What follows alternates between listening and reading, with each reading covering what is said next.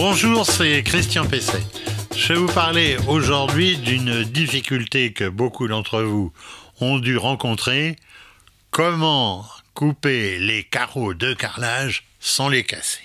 Alors, la pose du carrelage, qu'il soit mural ou de sol, en soi, n'est pas très difficile. La principale difficulté, je l'évoquais, eh bien, ça réside dans la coupe des carreaux, qui fait souvent des dégâts et finit par couper cher.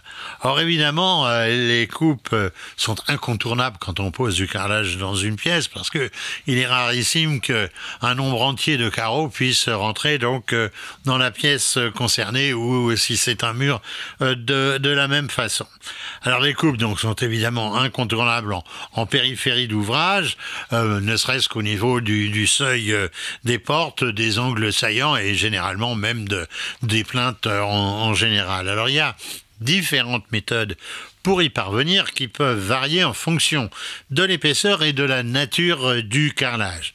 Alors la méthode la plus simple, qui concerne les carrelages fins et de petit format, par exemple la faïence qu'on colle au mur, eh bien ça consiste à rayer la surface du carreau avec une pointe de type diamant ou carbure de tungstène le long d'une règle, sur l'endroit donc que doit avoir lieu la coupe. Qu'est-ce qu'on fait? Eh bien, on entame de cette manière la surface du carreau, ce qui le fragilise. Et ensuite, il va se briser selon la ligne tracée en la mettant en porte-à-faux, par exemple sur un simple crayon et en appuyant des deux côtés. C'est facile à dire, c'est beaucoup moins facile à faire et c'est tout à fait aléatoire. Alors pour faciliter la coupe selon cette méthode, il y a aussi une pince à carrelage. Alors cette pince à carrelage, c'est un outil qui permet à la fois de rayer l'émail donc du carrelage et de fiabiliser, on va dire, l'effet de porte-à-faux. C'est-à-dire que au lieu de travailler, comme je le disais tout à l'heure, avec par exemple un crayon pour créer le porte-à-faux, eh bien là, c'est la pince elle-même qui va créer ce porte-à-faux. Ça permet quand même de fiabiliser donc la coupe, mais ça ne s'obtient vraiment qu'avec des carrelages pas trop épais. Sinon, ça part en brioche, c'est-à-dire qu'en réalité la ligne n'est pas droite. Alors troisième solution, alors c'est ce qu'on appelle la carrelette. Alors la carrelette, c'est un outil de professionnel qui est constitué d'une planche sur laquelle sont fixées deux colonnettes de rails, on va dire, horizontalement, et ça permet de faire voyager un chariot.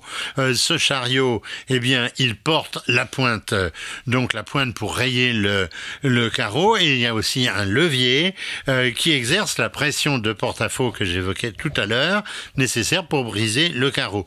C'est un outil évidemment beaucoup plus fiable, c'est celui qu'utilisent, je le disais tout à l'heure, les carreleurs professionnels. Et puis enfin, alors pour nous les bricoleurs, si j'ose dire, il y a le coupe-carreau électrique. Alors celui que je vous recommanderais si vous avez notamment une surface importante de carreaux et si vous n'êtes pas particulièrement habile pour les casser correctement, évidemment, donc les couper, quoi.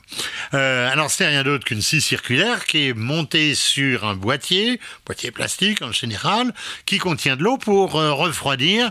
La scie circulaire précisément prévue pour évidemment le carrelage. Alors il faut évidemment prendre un certain nombre de précautions. La lame de scie est entraînée par un petit moteur électrique. Il faut toujours laisser en place les sécurités. Alors il vous en coûtera, c'est quand même pas à la mort, une centaine d'euros qui sont vite gagnés en économisant la casse d'un certain nombre de carreaux.